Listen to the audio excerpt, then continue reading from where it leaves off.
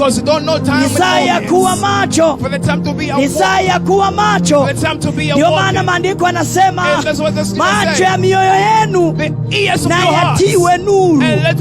Macho ya mioyo yetu na yatiwe nuru, tupate kujua yatupasayo kutenda, tupate kujua yaliyo mapenzi ya Mungu, tupate kujua yaliyo mapenzi ya Mungu, tupate kujua yatupasayo kutenda.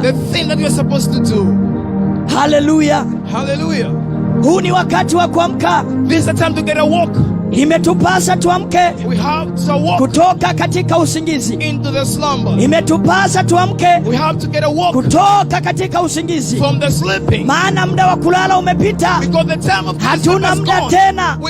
Maana maandiko yanasema usiku umeendelea sana, lakini asubuhi yaja. Usiku umeendelea sana, lakini mapambazuko yamekaribia. Ndio maana nakutia moyo wewe ambaye unayemcha Mungu. Ninakutia moyo wewe ambaye unayempenda Mungu, kwa sababu mapambazuko ya wenye haki yamekaribia. Mapambazuko ya wenye haki yamekaribia. Yamekaribia. Hallelujah. Ndio maana tunahubiri habari njema katikati ya mitaa.